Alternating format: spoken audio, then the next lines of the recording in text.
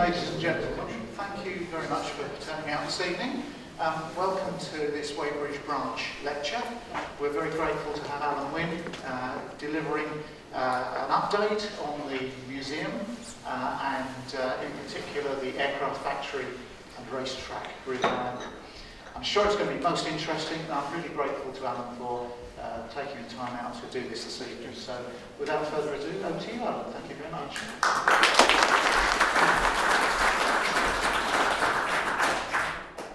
Thank you very much, Allan. Does that sound all right? Right, thanks. It's a great opportunity to come and talk to you. Really appreciate the opportunity to come upstairs and stop worrying about some of the things that are going on down in the project on a day-by-day basis. And before I forget, we are still raising money for it. So if anybody has come with too much cash in their pockets tonight, I'll be delighted to talk to you later. Most of you, I'm sure, are familiar with the principles of what we're doing with the aircraft factory and the racetrack revival.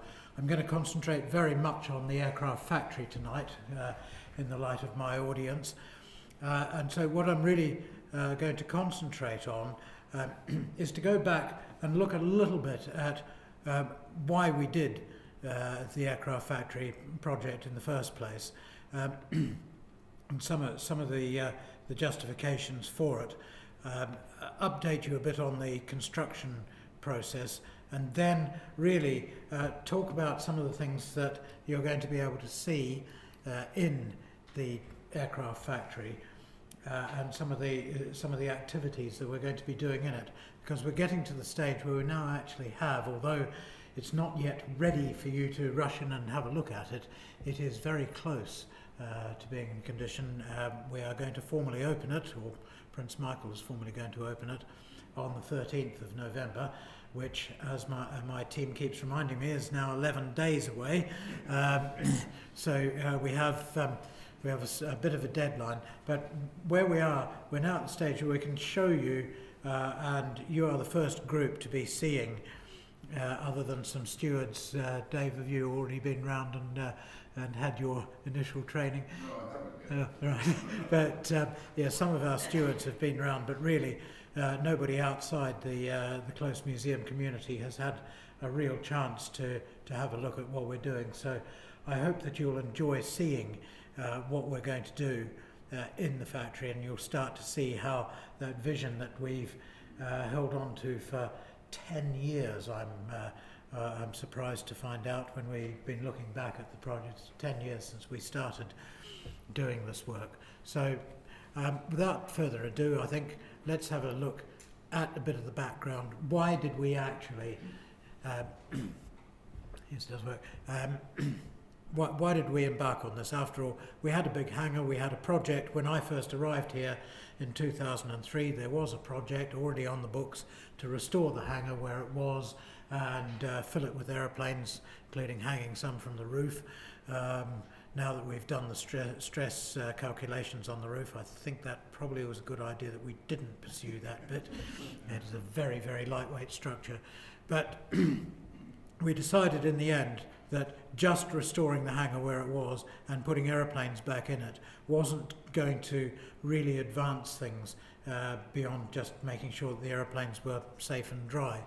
And what we wanted to do, and we couldn't do just in a hangar as it was first envisaged, was really tell people what the history of aircraft manufacture was. There's nowhere in this country which was celebrating the history of aircraft manufacture. There's lots of aircraft museums, but none of them actually talking about how aeroplanes are designed and built. And it was driven also by the increasing realization that as the number of active factories dropped and the number of programs in this country dropped, what you didn't see anymore were loads of aircraft assembly lines. And although the industry is hugely important to the economy, which I'm just going to come on to in a moment, there was nowhere really, unless you had the appropriate security clearances to get into places like Wharton, or could persuade them to open the doors at Brough to let you see the antediluvian practices there. There wasn't really anywhere where a normal member of the public could go and see an aeroplane being built. You could see, I think they were still painting a few aeroplanes down at Bembridge, and of course there's lots of wings being built, Bristol, Chester, and bits of Bombardier aircraft being built in Belfast, but there was just nowhere where you could actually go and see an aircraft production line. So we thought that's what we would do. And it wasn't just to do that. We wanted to celebrate the history of aircraft manufacture here. We also wanted to create a bit of a tribute to the tens of thousands of people who worked in the aircraft factories of inner Surrey. It wasn't just Brooklands, it was Kingston and Dunsfold and the ANEC plant up in Addleston and all these things in the near area. And we really wanted to make sure that people understood just how important that was and the enormous contribution that people made. And when you look at Brooklands now, of course, with hardly any of the original aviation buildings surviving, at its peak here, Vickers Weybridge, with the Brooklands name carefully suppressed so that people wouldn't think about the racetrack, Vickers Weybridge employed 14,000 people at its peak. It was a huge local employer. It was the bedrock of the local economy. It's why we have all the houses in Addleston, why Addleston and Byfleet and West Byfleet actually became things other than little hamlets. So it was a really important thing that we wanted to do from that point of view. But we also wanted to take this fantastic history, the legacy of the aircraft industry here at Brooklands, and use it to inspire future generations to embrace the STEM subjects, the science, technology, engineering, maths, which are so important to the future of the manufacturing industries, the high-tech ones, not just aviation, but the motor industry, lots of other industries, so dependent on kids coming through school, actually sticking with those technical subjects and not dropping them all in favour of golf course management or something. And we really wanted to use the legacy, because what we had here, we had the aeroplanes, we had the output of this factory or factories, and we could use those to show people what the engineers and scientists and technologists could actually do with their hands and with their minds. And so all those things together gave us this impetus to go ahead and do something quite revolutionary, to create a museum that's dedicated, or a major museum exhibition that's dedicated to manufacturing rather than to the things that are manufactured. Although obviously it's the things that that were manufactured here that help us tell that story. So when we talk about all this being important to the British aerospace industry, that's with capitals where you want to put them. We're not talking about BAE Systems in particular, but the whole of the aerospace sector in the UK. It is amazing just how big it is. And there's some numbers. Last year, the aerospace sector had sales of £37.8 billion in the UK. Exports of 27.7 billion. More than three quarters of the output of the British aerospace sector goes abroad. It employs directly 120,000 people. This was before BAE just announced a couple of thousand redundancies, but still of that order. And they are the industry is supporting another 118,000 people in the support industries that are serving it. So it's an enormously important industry. It's the single biggest exporter in the country outside financial services. And designers and development engineers, there's 32,000 of them, a quarter of the employment in the aerospace industry are actually highly skilled designers and engineers, rather than them all being the horny-handed sons of toil who put the aeroplanes together. And very encouragingly, there were last year 3,800 youngsters in apprenticeships in the industry. So it's a massively important industry, and one that anything that we can do to encourage the continued health of that industry, helping to inspire kids to be the feedstock, to be those apprentices, those technicians, those graduate engineers, and the skilled workers who are still needed on production lines. If we can just keep kids excited enough about technology to stay with those subjects through their formative teenage years and go on to university or technical college or wherever, or straight into an apprenticeship, then we'll be really putting something back into the community and honouring those people who went before, who created that legacy. So that's where we came from. But let's just go back a little bit, because we talk a lot about Brooklands and the huge role that it played in particular, and I have to say the factories at Kingston and Dunsfold as well, and Kingston especially because of its status with its aeroplanes coming here for erection and flying away. But just how important these factories were. Now I apologise, these charts that are just going to come up have come up in a rather strange format, which makes them a little difficult to read for people beyond row 10. But just to show you how much went on here, just in the early formative years, for instance, in the 7 years before the First World War, 431 aeroplanes of 73 different types had their first flights from here. Avro contributed about a third of those with 13 different types. Martin and Handyside built 10 different types of aeroplane, 11 as their total production, but Sopwith had built 50 aeroplanes, or assembled 50 aeroplanes here before the First World War. So there's lots of stuff going on here, and of course Blériot built 180 aeroplanes here before war broke out. So quite amazing, even in the very early days. Here there were people like Roe doing his infamous carrying of his aeroplane in and out of his shed on the finishing straight of the racetrack. You can see there that he has actually taken the railings down on the side of the track, which is what managed to get Colonel Rodakowski so angry about Roe's presence here, because he'd promised that he wouldn't take the railings down on the side of the track, and convinced Rodakowski for some time that he was actually lifting his aeroplane over the top of the railings every time he took it out. In the end, Roe triumphed and Rodakowski went off to do something else. But that's the starting point. That was the first potentially viable aeroplane to be built at Brooklands, and so that was the starting point of the whole thing. Once World War I got underway, and for those of you who are reading the extraordinary output of the Kingston Centenary project with its weekly emails, it's a blog of quite fantastic content. We'll have seen how aircraft manufacture was being ramped up during World War I from quite small numbers at the beginning to quite huge numbers towards the end. And there were some very big numbers. So over the years of World War I, the manufacturers who were assembling and flying aeroplanes out of here put together just over 7,500 aeroplanes.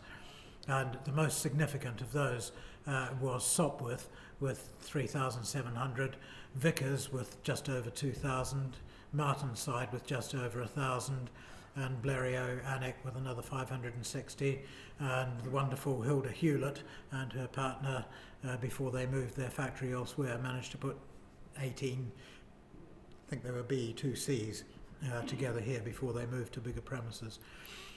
And World War I was the starting point of the local women being involved in aircraft manufacture, and this is a group of Vickers employees from World War I.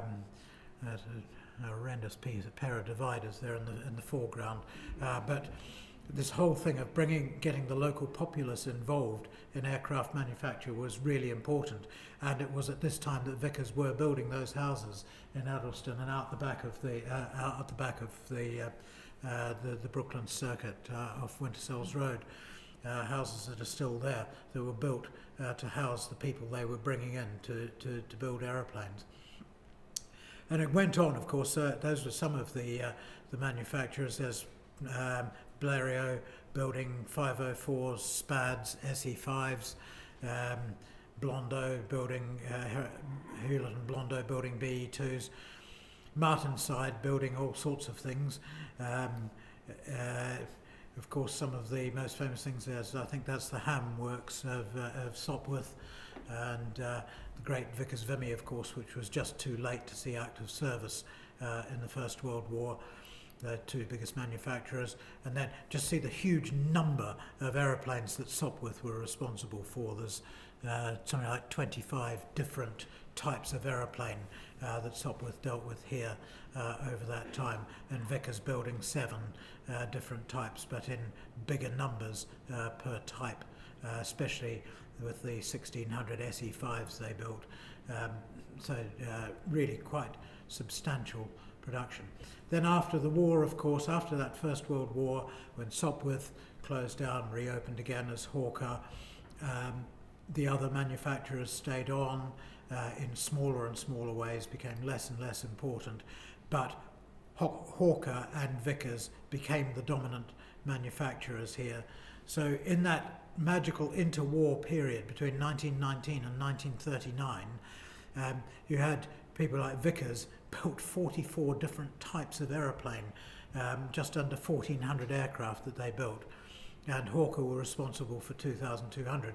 And in fact, if you look closer, the number of Hawker aircraft that came out of here was actually bigger than the number that Hawker themselves assembled, because of course our friends Vickers, looking for orders and with production capacity to spare, were building Hawker aeroplanes. And this is a wonderful photograph of the Vickers works, with a whole lot of Hart fuselages in the foreground, and in the background there are Vickers Vernons and other things being put together. So it's quite an important thing, seeing the two big Brooklands manufacturers together, united by the need for of the RAF to have Hawker aeroplanes. And it was because of the combined production of these two companies that in the early 30s, Brooklands built aeroplanes accounted for something like 80% of the frontline strength of the RAF, and they really were the backbone of the RAF in that interwar period. And then of course we got to World War II, where things really ramped up again. Both Hawker and Vickers made production decisions which stood the country in good stead. Hawker, of course, moved out in 1942, but in that time, before they disappeared from here, 3,000 Hurricanes had come down the line, along with some other stuff. And Vickers, of course, over the period of the war, built 3,300 odd aeroplanes, mainly Wellingtons and Warwicks. There were a few Saunders Roe aircraft bolted together here as well, but very big output from those two companies, and especially after 1942, just Vickers. And then, of course, post-war, Vickers bought the site, famously 365 acres of Brooklands. They paid £330,000 in 1946, so less than £1,000 an acre to buy this site. And I think they got that back by selling bits off in the 1970s. But in that post-war period, Vickers put together 806 aeroplanes of 13 different types here. And then BAC, as the successor, assembled penny numbers of 111s here. And this, of course, doesn't take into account the major assemblies that were still being built here in the 1970s. Famously, again, the Concorde forward and aft fuselages and tail fins and so forth, plus Hawk fuselages, various other bits and pieces. And of course, the last flying aeroplanes officially built here were the two built by VAFA in the late 60s, early 70s. And so there we are. Overall, 18,835 aircraft we can now account for that had their first flights from here, some 260 different types. And here's some of the World War II production, the Wellington fuselages, and that quite stunning picture of a Hurricane in final assembly. I don't know what size the negative for that picture was, but it's crystal clear no matter how far you blow it up. It's a beautiful picture. And Vickers, of course, although they were building smaller and smaller numbers of aeroplanes, had to expand their factory enormously in order to be able to accommodate things of the size of the Valiant and then the Vanguard and the VC-10, which was the biggest aircraft ever to put into series production in the UK.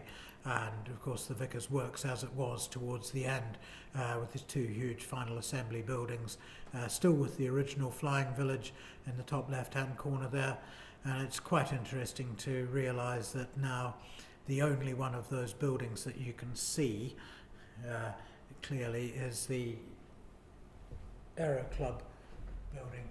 It's the only one that's left that you can actually see in this photograph, with the exception that somewhere over here in the hidden in the depths of the flying village was, of course, Keith Prowse's flight ticket office of 1911, which now stands in the museum grounds, and of course was the granddaddy of all airline terminals, because it was the first building specifically built for selling aircraft tickets, selling joy rides for a guinea, which is about 326 quid in today's money, if you imagine what it was like to take a flight with through Keith Prowse back in 1911. And of course the end of the end of production, the Concords. This was the forward fuselage lined with our aeroplane Delta Golf in the foreground there, and there's that final number, the final edition, 265 types, 836 aeroplanes that can be accounted for that had their first flights from here. Hawkers responsible for 5,000 of them, Vickers for 7,600, Sopwith for 3,842, Martenside for 1,158. They were really big numbers, and that's the legacy that we're celebrating in the Brooklands Aircraft Factory and Racetrack revival. And just remember this picture as we go on to talk further about what was going on. What we did was we took this World War II Bellman hangar from here and moved it over there. We erected a new flight shed building in the background there and reopened this and restored this section of the finishing strip. So that was the project that we finally committed to some 10 years ago. What did it involve? Moving and restoring a 76-year-old relocatable hangar, which was an aircraft factory building to begin with. That's what it was there for when Wellington Final Assembly was under real pressure after the September 1940 air raid.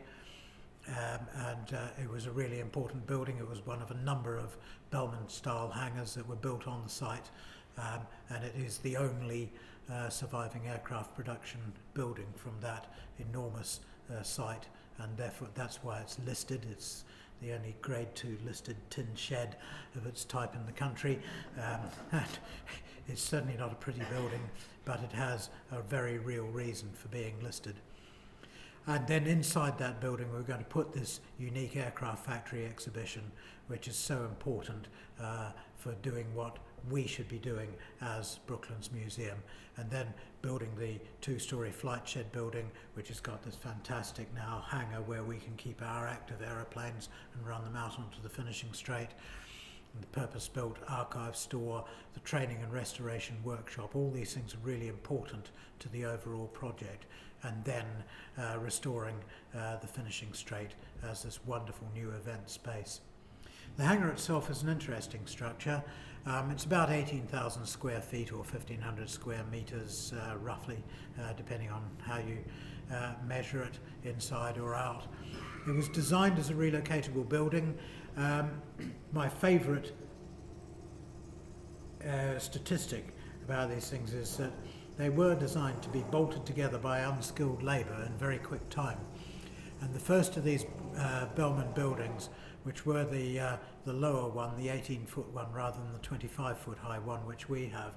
But the 18-foot ones, when the first ones were issued to the RAF in the late 1930s, there was an allowance of time for a station to put one of these things together. And the allowance was a squad of 12 men not with a crane, but with simple lifting poles and shear legs. 12 men, 480 man-hours to put up one of these buildings. So basically a week to bolt one of these things together. In the building we have, I can't remember the exact, it's about 260 identical structural members, each of them about 8 feet long, which form both the columns and the roof trusses. And there's only really two major components in a Bellman hangar. There's these 8-foot long modules that do the columns and trusses, and then the knees that join the two together. And then there's just a few simple diagonal braces and some lightweight channel sections that are there to support the cladding. To make them easy to take apart and put back together, the cladding is held on with J-bolts that hook on to the latticework structure on the inside, pass through the cladding with a wing nut on the outside. So you can take the sheets of corrugated iron off very, very easily just by undoing the wing nuts and taking them off. Of course, when you try and do that after 76 years, you find that the J-bolts and wing nuts have rusted a little bit, so we had to cut them off. But the bolts that hold the main structure together, as we discovered when we took them apart, started taking the building apart, almost all of the black bolts, and they were big, they're about 3/4 of an inch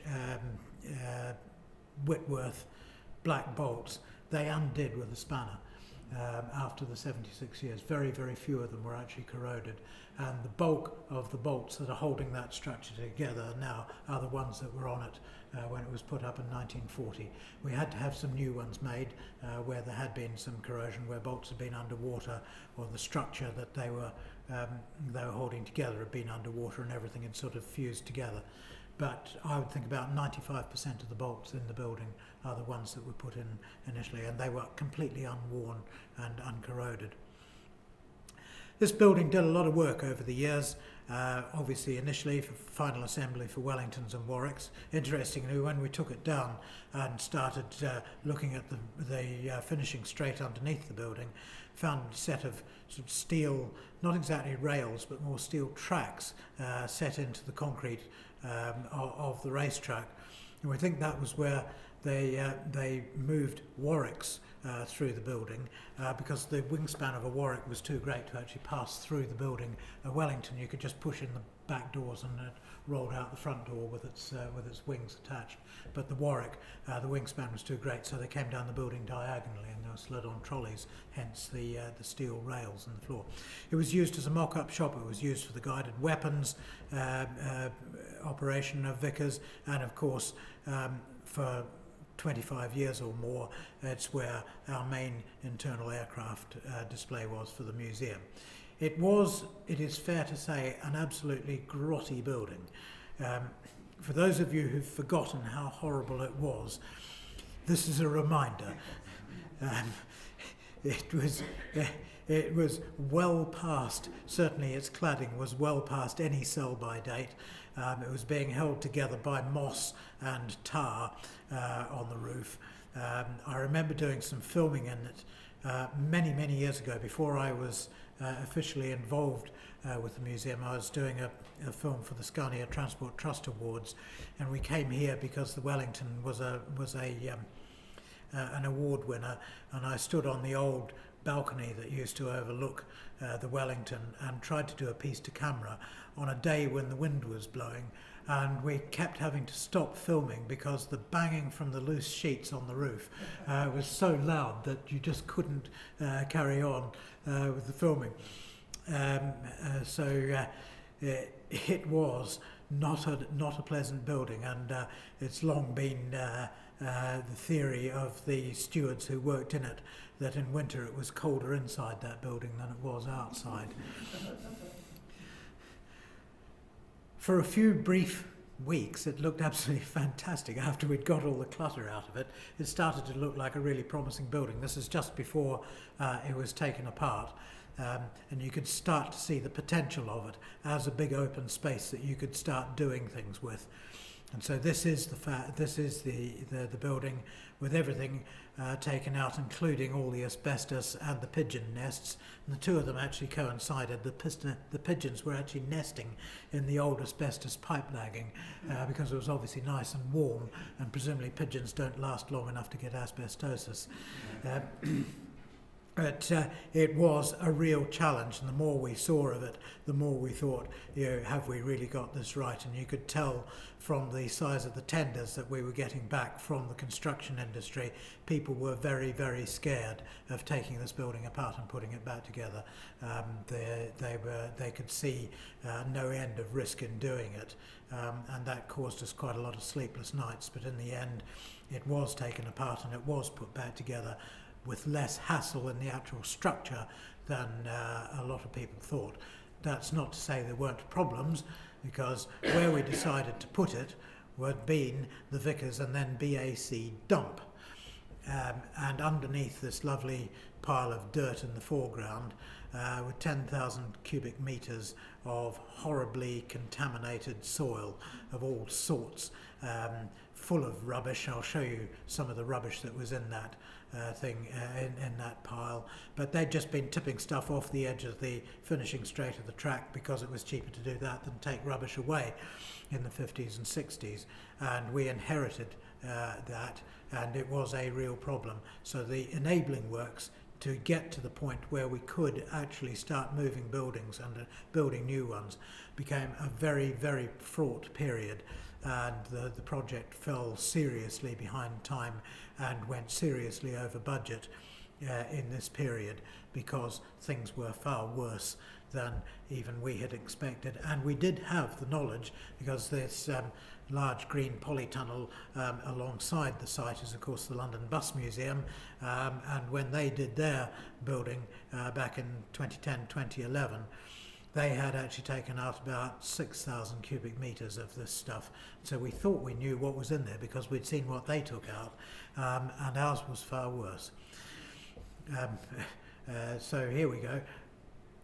Taking the hangar apart did give us some wonderful opportunities. You saw some of those shots of what did an empty hangar look like. Probably my favourite picture from the whole project is this one, which was taken by Stefan, our volunteer photographer, after a heavy rain shower, after the building had been declad. And it's quite a magical picture, but you can see just how lightweight a structure this is. If you go and look at a standard World War II T2 hangar, as still littered across the RAF bases of this country, you see just how much stronger they were because they were intended to stay in one place. And you can see how this was something that you could literally put together very quickly. Such a lightweight structure. This, of course, caused quite a lot of concern to our structural engineers. And when you finally get let loose into the aircraft factory, you will see that we have actually added strengthening to the corners up here where the knees are in the just in this top corner here. We've actually added some extra structure, and we've painted it a different colour so that people can see what is new and what is old. But we think it's probably almost capable of handling the standard Surrey 50-year snowfall now. But it was an interesting thing, and as you can see, it did come apart as a modular structure. We took the roof trusses off as complete 100-foot long sections and dismantled them on the ground, and it did all come apart amazingly quickly and amazingly easily. And for the first time there, you can see this site that had this view that hadn't been seen for 76 years, standing on the finishing straight outside the clubhouse and looking straight up to the banking, which was one of the great winners that we wanted out of the whole thing. And if you look carefully round about the mid-left point of this picture, you'll see the sort of challenges that we were up against in the rubbish that your forefathers left behind them. I hope none of you were responsible for dumping stuff in the Vickers dump in the 1950s, but you can see all sorts of rubbish in here. There's bits of asbestos sheeting, there's spare bits of corrugated iron, there's old aircraft tyres, there's bits and pieces of wiring, all sorts of rubbish. And down in here was what became our nemesis, which is 6 oil drums that had been dumped in there sometime 60 odd years ago, full of oil, and the oil drums had corroded and let loose their 6 times 44 gallons of oil, which had contaminated over 1,000 cubic meters of soil which had to come out, and it was right at the bottom of the excavation for the foundations. So when we took this stuff out, we then found ourselves having paid a fortune to get rid of this contaminated soil around the place. We then had to buy clean fill and import it again, another 1,000 cubic meters of beautiful fill. And that little bit right at the very end, just when we thought we had everything ready to go, getting rid of 1,000 cubic meters of oil contaminated soil, 60,000 litres of oil contaminated water, and re-importing the new fill for the site cost us an extra £275,000, with specialist contractors brought in from Wales with waterproof lorries to carry this horrible muck away to approved sites all around the place. It was a real challenge, and it was a very dispiriting time. But we got on with it, and the first thing we did was built the flight shed. And this is just a really useful picture to show the structure of the flight shed. Big open span upper floor, about 10,000 square feet floor area, capable of holding about 10 aeroplanes. And it'll be a movable feast, the aeroplanes we put in there, and how they are laid out. But it is meant to be an active hangar where we keep aeroplanes, roll them out onto the finishing straight, and run their engines, taxi them about, that sort of thing. And then underneath you can see the pillars supporting that big single span concrete floor, and they are the partitions internally which divide our fantastic new archive store from the workshops and offices down there. And you can see just how deep this pile of rubble and dirt and crud was. The floor, the ground level at this point is about 20 feet below the base level of the track running behind it. So the track, when built in 1907, was actually super elevated at this point by about 20 feet. And here's the hangar going back together. There will shortly be up on andysvideo.com the 11-minute history of the re-erecting of the hangar. Andy's done 3 sets of these films with the time-lapse camera that's been looking out over the site during the whole project. And the latest one is the re-erection of the hangar. As I say, it takes about 11 minutes. He's still tidying it up. We've seen a proof copy of it, but it hasn't gone publicly live yet. But when you do get an opportunity to look at it, and you just Google Andy's video and look for the Brooklands for the Brooklands films, there's a really illuminating 15 seconds in the middle of it where you see the P1127 through the open doors going up onto its stand. So it's well worth watching when it comes up in live. But here, what you can see is the hangar with this fantastic new thing, the steward welfare contribution, which is insulation on the hangar. So 2 layers of corrugated iron rather than 1, which is why we had to look very carefully at the strength of the structure. But very important, and the hangar is now wonderfully warm compared with how it used to be. And then the last thing we did was get some camouflage, as there was on the south end of the hangar during the war.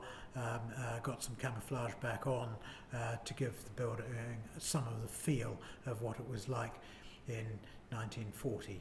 And so a couple of weeks ago, when we had our aviation day, Catherine went aloft in a helicopter and took some views of the site. And if you think back to that picture I showed you, the concept drawing which we created all those years ago, now you can see there it is, exactly as promised.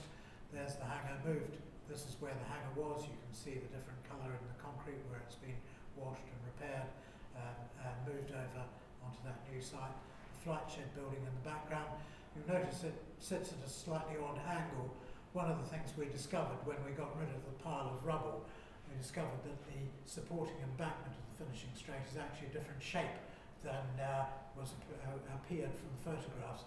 And we had to actually angle this building in order to avoid cutting too far into the supporting embankment there. But it's made for a lovely vista coming up here. You don't actually notice the flight shed until you get to it. But there it is, the flight shed in the background, the hangar in the foreground, and the finishing straight reopened. So that bit of it, I can safely say, is job done. And not only have we got those two buildings, but what we had envisaged with reopening the finishing straight all those years ago, here we are, Aviation Day this year, with the Vimy sitting out on the finishing straight with its engines running and people out there able to enjoy the spectacle of aircraft engines running on the finishing straight at Brooklands. Really important, this particular bit of concrete where it starts to slope up towards the banking, this is the very bit of concrete on which Roe did his experimental attempts at flying the RAeS biplane, because when he was doing that there wasn't an airfield yet, so he was actually trying to fly off the concrete, and that's how he managed to get the RAeS airborne, being towed behind a 40 horsepower Thames motor car down this finishing straight. So that is such a fantastic thing now to see the aeroplane out there, and we had 5 aeroplanes running that day. There'll be more running by the time we get the Hurricane and the Blériot running again, hopefully next year. We'll have this fantastic air force of Brooklands aeroplanes that can come out and be exercised on the finishing straight. So let's go inside the factory now.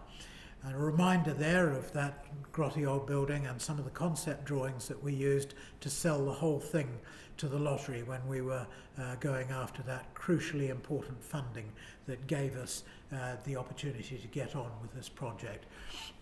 You can see right back the early concept drawings showed aircraft on production lines, showed the P1127 hovering above the production floor, the whole thing to give a bit of theatre to this concept. So that's what we were aiming to do, and I hope over the next few slides you'll see just how far we've got. This is what we were aiming to do, to have workshops, production lines, the whole thing, get people to understand everything. Upstairs, a design office where people can try out the compromises of designing an aeroplane, both civil and military. We've got a civil design office and a military design office up there, so you can design a bomber or an airliner and see how you go compared with the likes of Pearson and Edwards and Cam, and see whether your ideas are as good as theirs. And so that's the sort of thing we were aiming for. This was the first real 3D projection of what we were going to do, laying the aircraft out, the main production line running through the centre of the building, and on either side sub-assemblies, so things like undercarriages and propellers and engines and all the bits and pieces that go into an aeroplane, and the workshops, the carpenter's shop, the tinsmith's shop, the machine shop, all these things either side of the main production line. So that's what we aimed to do. Now, in 11 days' time, we're going to show the world what it actually is that you do. And what we want people to do is to get immersed in the factory experience. So the first thing they'll do when they walk into the factory, they'll clock on. So we've got clocking in machines, we've got clocking in cards, which will also become a sort of training record. You can see on the clocking in card, in and out, top and bottom, and then on the rest of the card, the individual workshops that people can visit and try out the various skills of building aeroplanes. And they can have their card stamped on the embossing machine in each of those workshops to say that they've tried it out. And with kids, you know, we're going to dress them up in Brooklands aircraft factory, overcoats, so that they can really get a feel for what it's like to go and work in a factory for a few hours and really live the whole experience. So what does it look like in reality? This is what it looked like this afternoon. As you can see, there's the tinsmith shop in the foreground with a number of machines in it. And there you can see a TSR2 forward fuselage section, Supermarine Swift in the background. We're going to come back to all these things and just talk a little bit about some of those exhibits in a couple of minutes' time. But this is the sort of crowded, busy factory feel that we're looking for. And you can see already the cladding of the building is starting to acquire that lived-in look. It's brand new, but it's already starting to acquire that sort of feel that this is actually a factory that's been there for a while.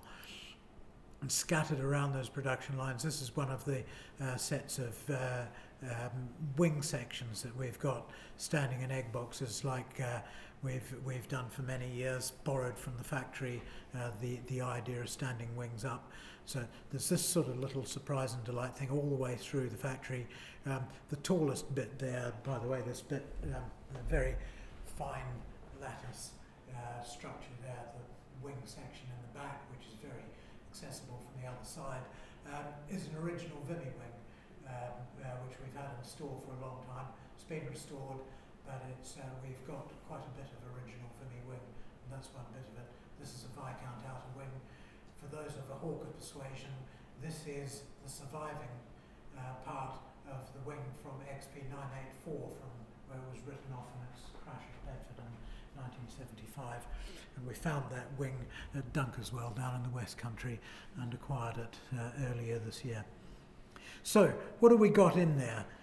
These are some of the major exhibits, and it's not all of them, but some of the things we got in there: the Wellington, the Swift, Valiant, TSR2, Vanguard, 1127, Tabloid, Stroke, Schneider, Viscount. Just some of the things we got in there. Here's the Wellington. It's our icon aircraft, if you like. One of only 2 survivors of the 11,500 Wellingtons built. It's the only survivor to have seen combat. Not only it was involved in bombing raids in the early years of the war, it was one of those that came back from the infamous Battle of Iligaland Bight in December 1939, daylight raid on Wilhelmshaven, which was catastrophic and helped the RAF decide that mass daylight bombing raids with slow, vulnerable aeroplanes was a really bad idea. But this aeroplane came back from that, survived another year before it had an engine failure over Loch Ness in December 1940, and then spent 45 years underwater before Robin Holmes and his team dragged it out from there. 100,000, we have to say person hours these days, went into the restoration of this aeroplane. We've just refreshed the fabric before it went back on display. One of the great things about this, when it came out of the lock, the wings were able, the taper bolts that hold the wings on undid, and we've just had the wings off and back on again, and these wonderful taper ratchet bolts that hold the wings on a Wellington, they're still working perfectly after all these years, and it's just a matter of an hour or 2 to put a wing back on the Wellington. It's wonderful, and by the time you get to see it in the factory, it will actually be sitting with its tail up, fuselage horizontal, as they came down the production line. Close by, the Supermarine Swift. There's one complete Swift surviving, and this is the fuselage of WK198, the aeroplane with which Mike Lithgow broke the world airspeed record, held it for a few brief weeks. Very embarrassingly, Supermarine went to Libya to get some nice thin air to get their high-speed run, and of course Hawkers just took their Hunter down the road to the south coast and just blattered up and down the seafront and got the the airspeed record back. But it's a significant aeroplane, and of course Mike Lithgow was hugely important in the history of this place, and unfortunately lost his life in the crash of the prototype 111. But it's wonderful to have this back, cosmetically so much nicer than it was when it sat outside here for years, and we're very proud to have it on display. It's taken an awful lot of work to get it to that condition. Vickers Valiant, XT816, the last Valiant to fly. Here's its cockpit section, restored. It was one of the bomber tanker variants, and I just chucked in that photograph of what the cockpit sections looked like when they were being built here back in the early 50s, and so here's the same thing sitting on a trolley, very similar to its original one in the factory.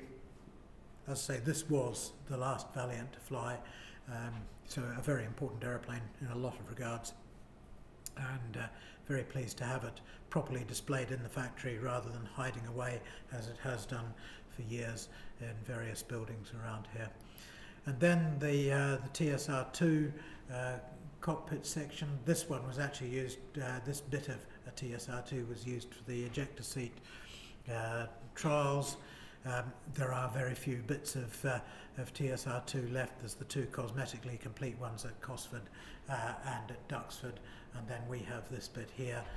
Very pleased to have it. Again, huge amount of work has gone in to getting that looking decent and respectable, and the canopy's even open. There's no mechanism for holding them open, so they will be displayed shut. But those of you who've seen the photographs of dozens of TSR2 fuselages lying around the factory here, it's nice to know that we've got at least one bit of one here. Then the Vickers Vanguard cockpit mock-up. Again, an heroic rebuild. This thing's been cut in half over the years. Of course, it was built right where it now being displayed. It's been a bit of a nomad. It ended up with the Science Museum, who sent it off to their outpost in Scotland, and it was donated by them back to us 12 years ago. Again, a heroic level of reconstruction that's gone on with the team working up in the flight shed over the last few months to get this thing back together, repainted in its original Trans-Canada colours. Very pleased with it, and it's a lovely example of the work that was going on here, other than just the complete aeroplanes, some of the other things that went on here at Brooklands, and it's a lovely piece when you get to see it. And then we go on to our problem child, which was XP984. It's had a horrible history. Say it was written off. It became the Dunsfold Gate Guardian. It came here when Dunsfold closed. Several years ago, the RAF Museum decided that they'd like to get their Kestrel restored, and so could they please have their Kestrel wing back. And we were given a totally unsuitable sort of Harrier type wing to put onto it. I think it was an 1127 wing, but an unswept one, so it didn't fit our airframe, which is 6 inches longer than the unswept other 5. So it was a real problem child. It took us ages to find a wing that would actually fit XP984. In the end, we did actually manage to find Harrier GR3 wing, which we had to buy because the RAF MOD won't give you spare bits. They've got dozens of dead Harriers around the place. They're all over the country. They didn't all go to the States. There's Harriers everywhere. And will the MOD just turn around and say, yeah, here, have a Gash wing that we don't need anymore? It's really, really difficult to get anything out of them. Fortunately, through the private sector, we managed to get hold of a Harrier wing. And then Dave Cotton and Dave Collingridge and their team just entered into a really heroic job of getting this thing back together, getting the wing on it, returning it to bare metal so that it looks like it did when it was flying, and it's the most wonderful exhibit now in place. And I just thought I'd show you a couple of pics of how we got it up onto the post that it now stands on. So Finch's of Bookham, the specialist machinery movers, built these towers. You can see there, I think a total of 4 big rail-mounted winches. There's 2 on this side here, and then you can see the other 2 there and there. Created a lifting frame. This was one of the real problems. I'll show you in the next slide. To lift one of these things up, they're the very devil, of course, because they're bicycle undercarriage, so they don't sit on their undercarriage if the wings aren't on, and to try and get this whole thing up there supported. The problem was the jigs that, or the cradles that you use for supporting Harriers and P1127s and so forth when their wings aren't attached, were designed for all sorts of reasons.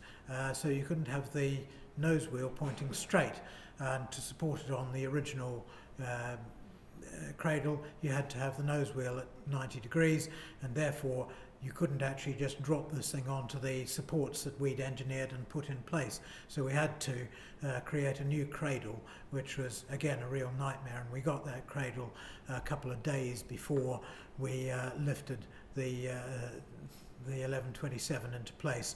So if anybody wants to move a Kestrel or Harrier or P1127 in the future, we have got a far better cradle than the original. And this is what we did with it. We've painted the support structure since then, but it is the most amazing sight. And when you walk into the hangar, there is XP984 hanging above you, a real statement of British ingenuity. And then there's the wonderful Sopwith tabloid Schneider float plane. This is a representation of the aircraft that won the first Schneider trophy, flown by Howard Pixton, 1913, built by Steve Green and volunteers here at the museum for with the original intention that it would end up in Kingston. And when the good burghers of Kingston managed to say no to having it hanging from a shopping centre ceiling or whatever, we were absolutely delighted that it came back here and now forms a wonderful adjunct to our displays here, and really appreciate having it back here. And it's a wonderful evocation of the construction techniques of those early aeroplanes. It's displayed half clad, so you can see what the bare structure is like internally, and then on the other side what it's like when covered in fabric. Brilliant exhibit, and a little bit more about it later.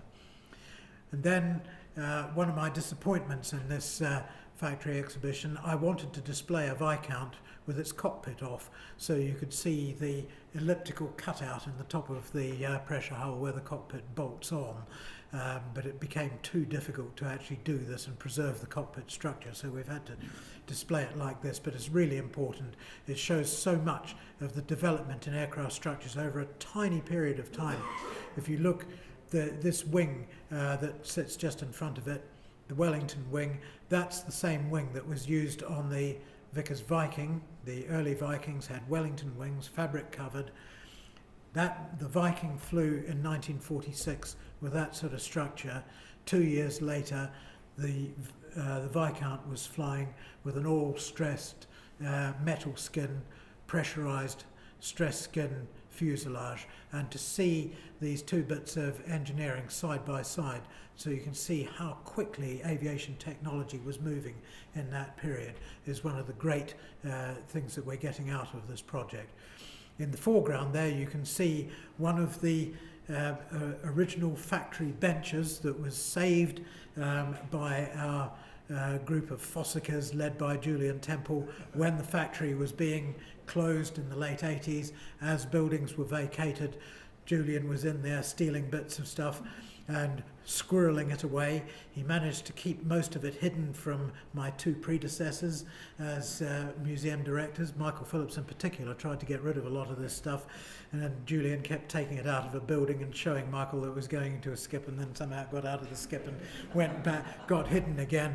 And now all these years later, these things are coming into their own, and these benches form the basis of the exhibit, the bench-based exhibits in the factory. Wherever possible, we've used original Vickers BAC workbenches, and they are just fantastic. The patina, all the places where people drilled into them, where they cut things on them and everything else. You could never invent the level of distress that these things have. It's just fantastic. Then Bristol Pegasus engine, as used in Wellingtons. This one actually came off a Wellington that crashed in Scotland, and it's one of a number of aero engines we have, illustrating the main moves, main advances in design. We've got our big engine exhibition in the Strat Chamber, but we thought we'd have a sample number of engines in the factory so that people just see the challenges involved in housing these various different sizes and shapes of engine in the aircraft structures that were being built. So a great thing to have on display in there. Then a couple of undercarriages here. We've got the one with the white stripes on the tyres was the original drop test undercarriage for the VC-10, which survived some fairly major abuse in period. And then alongside is our other bit of surviving Valiant. That's the unusual tandem main undercarriage leg of a Valiant. So a couple of nice undercarriages there to compare. And we've also got some Concorde main gear legs in various stages of machining, so you can see how they move from the original forgings through to the final machined oleo struts. So we've got quite a lot of stuff in undercarriage, which is an unsung but incredibly important part of an aircraft. And then our next biggest challenge was to get an Airbus A320 wing up onto the wall of the hangar. This particular wing came off an aircraft that was retired back at the end of 2015, and Mark Gregory of ASI donated it to us when we went and asked him for one. And of course the A320 wing is the last great civil project from the factory and design office here. This wing that was designed back in the early 80s, other factories within the BAE empire having failed to perhaps get the wing design right. It came here, it was dealt with, and it is enormously important that we can point to that thing and say that wing is still in production 45 years after it was designed. 4 different sites around the world building that wing, an original Brooklands piece of design. And so we've fought long and hard to get that thing on the wall. We have had to create a whole support structure to hold it in place. It's heavy, it's awkward, it's displayed. That's the underside of the wing facing outwards, and sometime in the next 10 days we will actually get its flaps remounted on it, fully deployed, so you can actually see how the whole modern complex wing works. Sitting alongside it, the centre section cut through of Concorde to show the beautiful lightweight structure of Concorde. It's not until you actually see this and look at it and you realise just how thin the skin of that aircraft is, and when you think how high Concordes fly, the pressure differential on a Concorde fuselage compared with that of a normal subsonic airliner, and the extreme lack of depth in the outer skin, especially up on the crown, is quite something to behold. It's a pity it's French built, this bit, but spirit of entente cordiale, and it is a very important survivor of the fatigue test airframe, which went through that huge number of cycles at Farnborough before it was dismantled in the late 1980s. And we've got it here. It's a really useful bit to show how aircraft structures have advanced, and of course this machining from the solid, which was so critical to the success of the Concorde structure. So those are some of the big things that we've got on display. I wanted to just show you some of the little things that we've dug out of stores, and most of this stuff just has not been seen in years. So for instance here, the micrometer and dividers are from the Hewlett and Blondeau factory. So they were in use early years of World War One here. The sewing machine was borrowed by Tommy Sopwith from the mother of a barmaid working in the local area, and was used for stitching fabric on early Sopwith aeroplanes. We have here an apprentice's tag. The object in the centre is not a woolly mammoth. It is a World War One lady welder's leather apron. Very, very fragile. It's going into a special case, but that sort of stuff has been hidden away. And it's sort of, when you compare it with the modern high-tech stuff that people wear these days when they're welding, that was what they were wearing at the time. And of course, on the right, your standard apprentice task: build yourself a toolbox. I think it was John Cook built this one. He worked at Vickers for about 40 years, started as an apprentice. This is his toolbox. We've got one or two of these. This is a lovely one to have. The life that we're showing in the factory is far more than just the factory floor. Here's a surviving relic from the 1970s, the Joint Shop Stewards Committee banner, dating probably from the year of the strike. But again, a very, very rare survivor, and we're delighted to have it on display. Again, for those of you of a Kingston persuasion, Sidney Camp's desk, which has been hiding in my formal office for years, is coming out, will be on display, and those are his some of his drawing instruments, which will be displayed securely alongside it up in the design office on the mezzanine. And then again, some of you might recognise some of these wind tunnel models, all with a P number on them. We've got a huge number of models which are now going on display in cases so that people can understand just wind tunnel models and marketing models. We've got a whole lot of them coming out. They've all been hidden away on the mezzanine in the acoustics building for years. And then some of the things we're doing, letting people understand how various aircraft structures were built. And so here are some of the things that we're going to be demonstrating to people within the factory, from fabric tensioning, wire bracing, how to make wooden joints, shaping wood, building wooden structures, metal structures, bending and folding, rolling, riveting. We've got a milling machine, which I'll show you, and then we're showing some of the technologies as well, like variable pitch propellers. You can sit there and alter the pitch on a propeller. We have a purpose-built wind tunnel, and then we've got the design offices. So here's some stuff. In the carpenter's shop, we've got a whole lot of wooden joints that you can actually take apart and put back together to see how strong a finger joint is compared with a butt joint. So people can actually play around with these things and see how strong the structures are.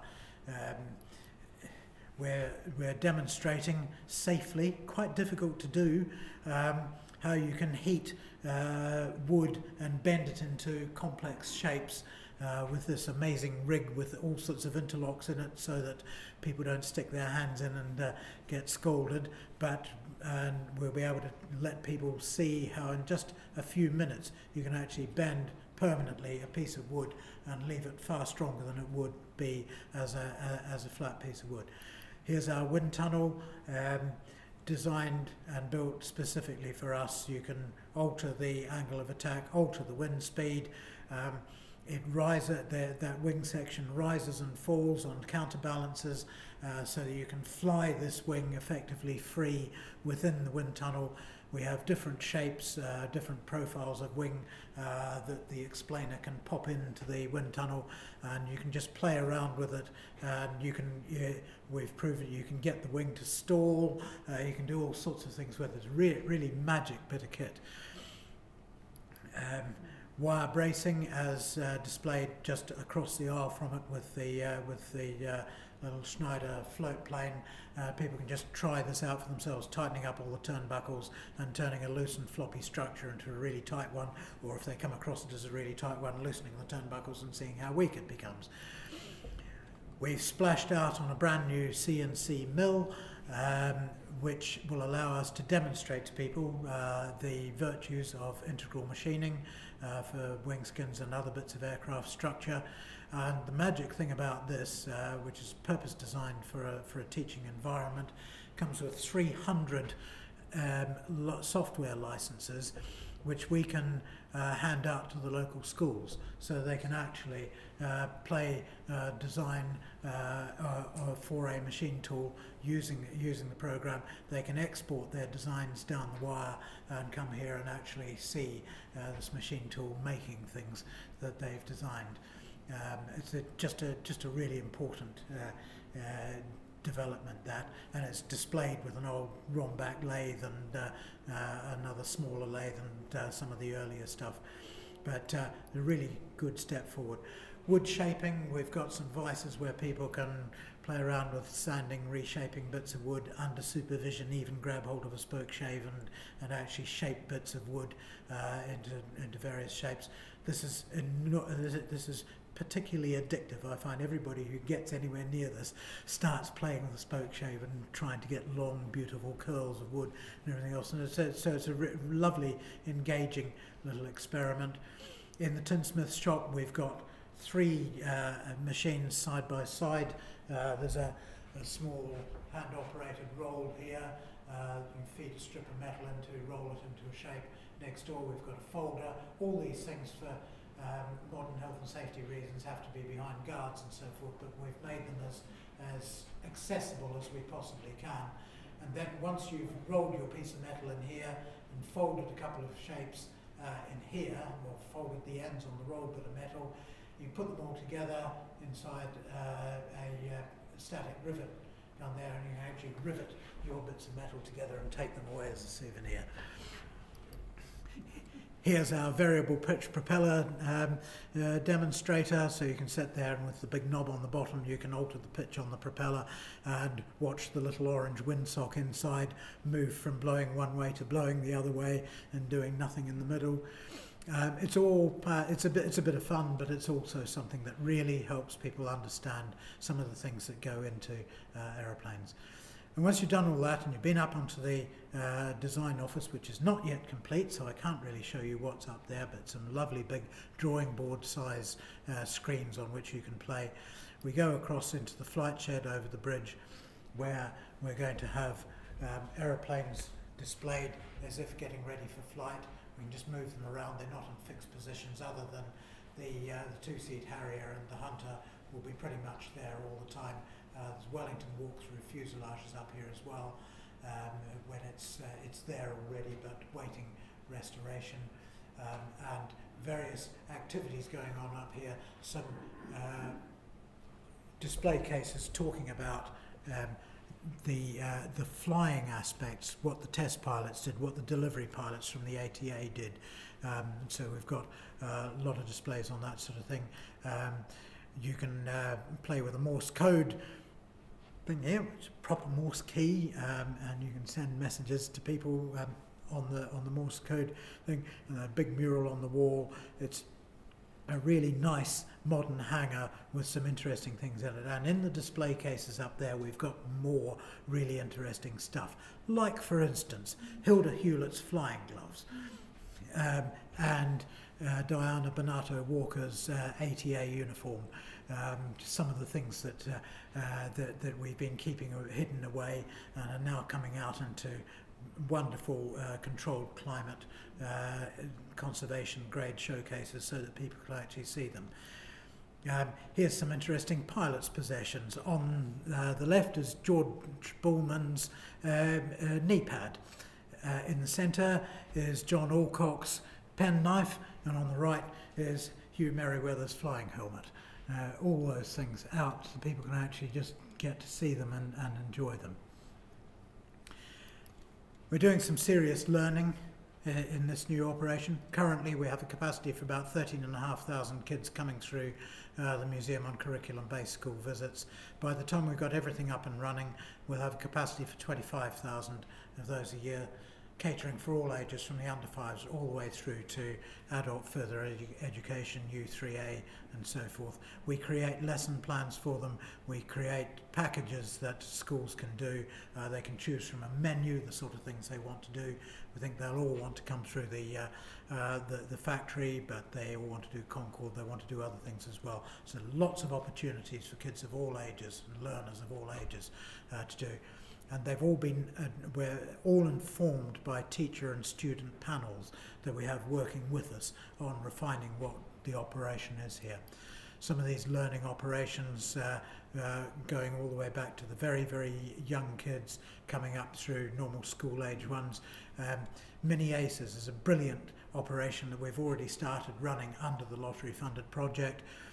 For the under fives, just getting them involved in doing things with their hands rather than just sitting and playing with mum's iPhone. Then we get to the Saturday science clubs. For those, people keep getting told that teenagers won't do anything. Yeah, they'll just sit in their bedrooms playing with their iPhones or their computers or whatever. Our Saturday science clubs, which we're running several times a year now, 4 weekends consecutively, what we're seeing is kids really want to do this stuff.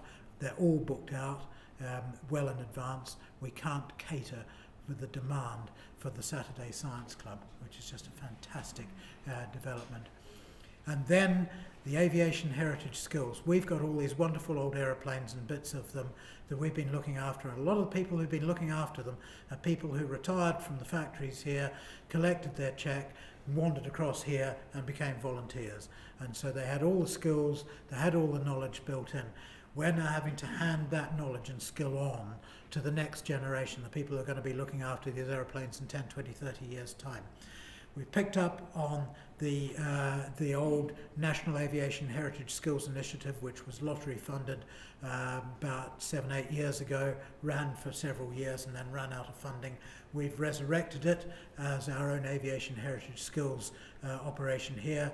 We have an employed instructor to run these courses. We've got the capacity to put 30 of our volunteers a year through our programme that eventually will get back to having City and Guilds accreditation, and something that's really important.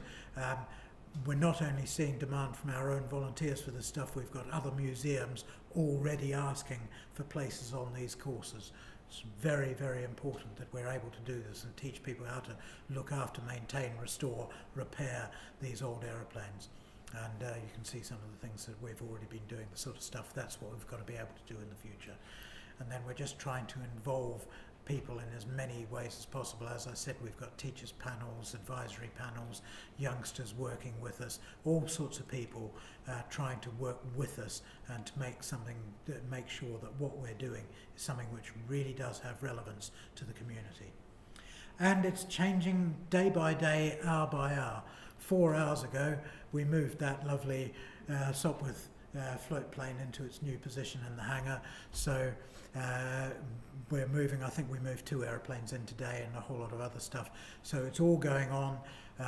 Official opening on the 13th of November. It'll be open to the public on the 14th of November. So we're really underway. It's going to be big and it's going to be very fraught between now and then. But it's time for me to clock off and let you ask any questions if you'd like to, or go on. Thank you very much for listening.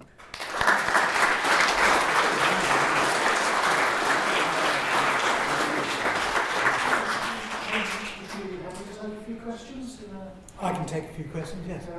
Please.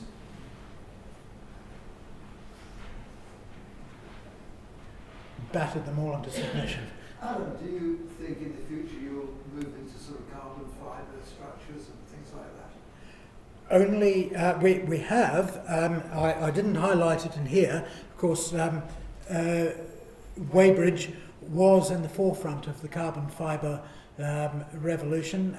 They started playing with carbon fibre back in the 1970s. We've got significant carbon fibre structures on display in the factory, and Only this morning I was looking at the rushes of the film which will be accompanying those on a screen because it's quite difficult to let people play with carbon fibre. The fabric is not exactly the sort of stuff you want kids handling. So what we've done is we've filmed the manufacture of components in carbon fibre, and we're displaying it in the factory. One of the things I didn't get around to mentioning because we haven't got the display installed yet.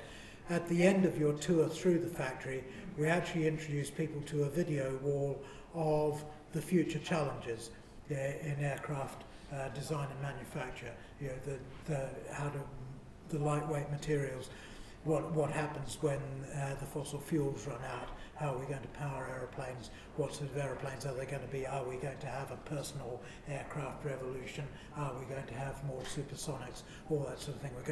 We're not presenting people with the designs of future aeroplanes. We're presenting them with the problems and just seeing what sort of compromises are involved. You know, can you actually make a nuclear-powered aeroplane? Can you make a solar electric-powered aeroplane that will carry a decent payload? And all that sort of thing. So we're offering all those things up and offering them the thoughts. Carbon fibre.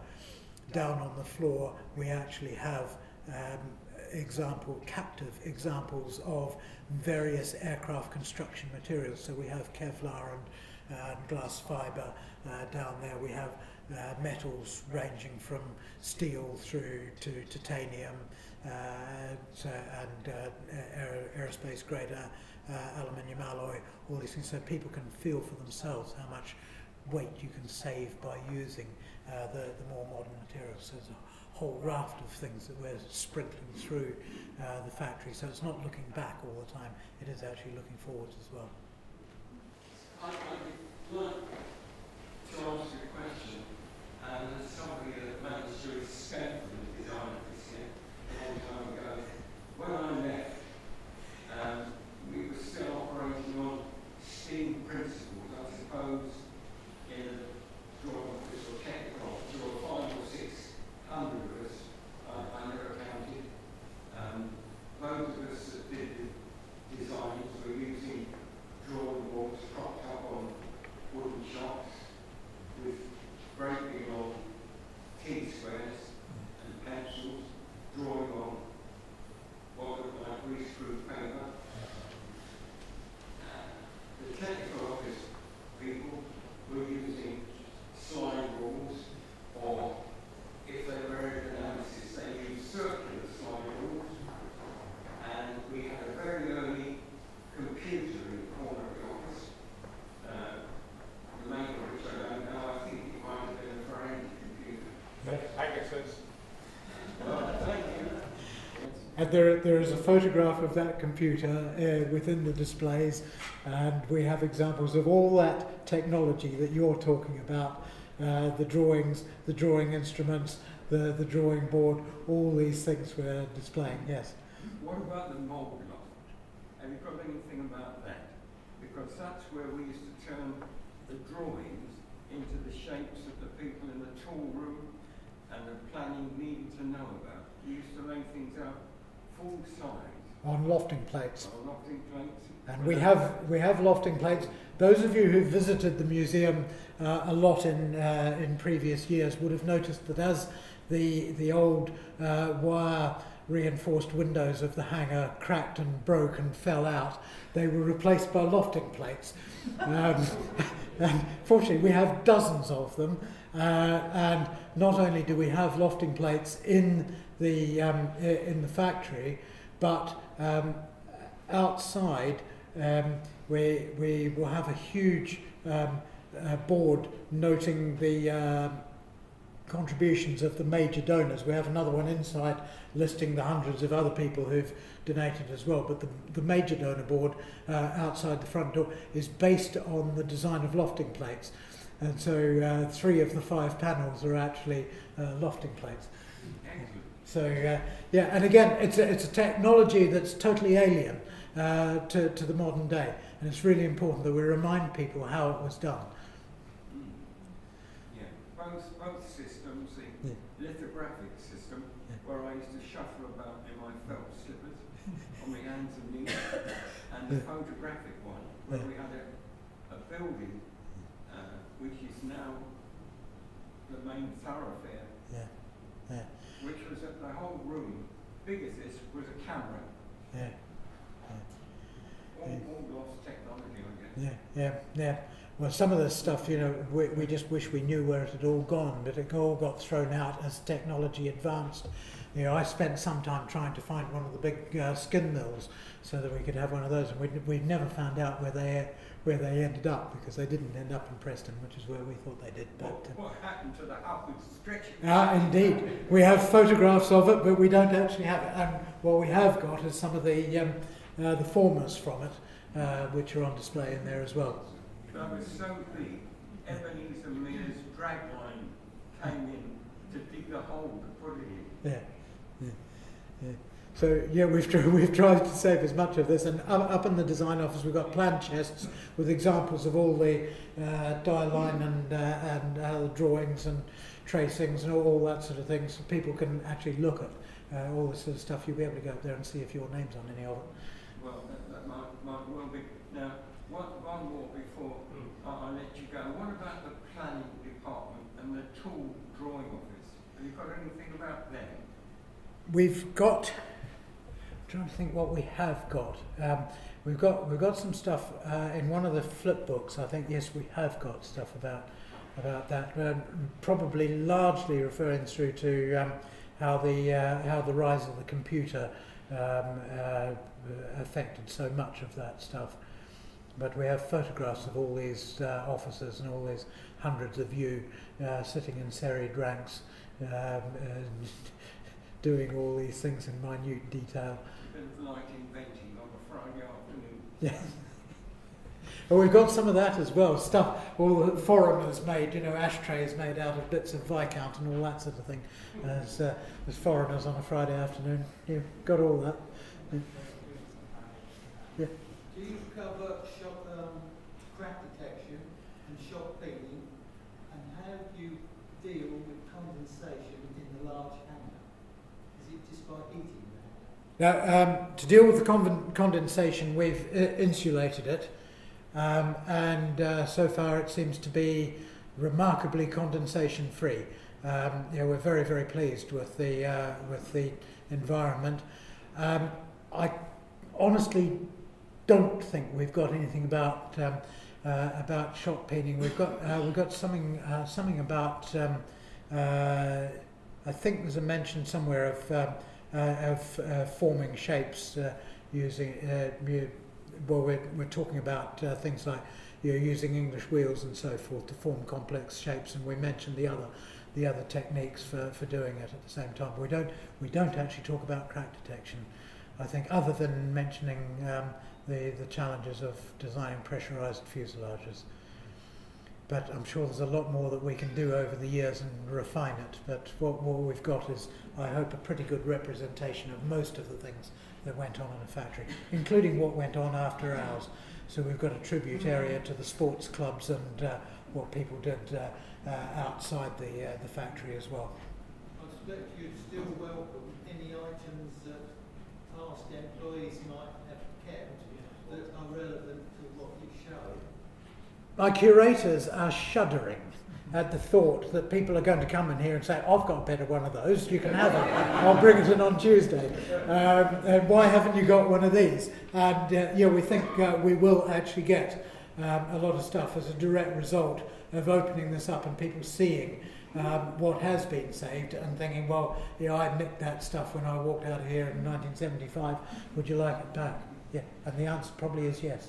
I don't really want to cut this short, but time's getting on. We're going to have to limit ourselves to one question per customer in future, like the stores do. Can I ask David Hayward to come forward and give the vote of thanks, please? Okay, thank you, Alan. Thanks very much. Well, ladies and gentlemen, it's a particular privilege for me to deliver this vote of thanks because for two reasons, really. I was an apprentice here. I worked in the factory here during my apprenticeship and in the design office, and so I've seen a lot of memories on that screen. I made a few notes, don't worry, I shan't read them all out. And secondly, I was privileged to have a tour of the new facility as a potential steward for it, so I can certainly endorse what Allan has been saying, and I do hope that as many of you as possible will visit the new facility. I do remember quite some time ago, many years ago, I think at the AGM, I made a plea for more explanation in the museum as to how the aircraft were created, and certainly Allan has responded magnificently to that, so I thank you. What has not been mentioned, one of the things I remember from here was the tremendous work ethic and the fun we had, and really it was a very happy place to work. At least that was my experience. Maybe others have got different experiences, but I hope that we will be able to develop that, and I hope to be one of the stewards helping to do that. I particularly enjoyed the picture of the dump for the British Aerospace. I remember as an apprentice, one of my first weeks, we, as 16-year-old boys do, we had a bit of an exploration, and we went into the bushes round the back here because we thought it all looked quite interesting, and we found a gun turret from a Wellington in there. We looked for the guns, but we couldn't find them. But anyway, the other thing I've got, yes, authentic benches. I thought the benches were very good. I saw them when I went round. Roy, thank you very much. You mentioned a few other points. Thank you, Roy. And I think it will genuinely inspire those people who visit here. So, Allan, thank you very much indeed. And ladies and gentlemen, if we could thank Allan in the usual way.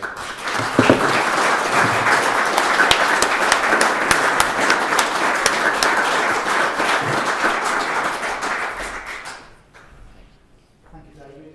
My thanks to you, Alan, as well. Just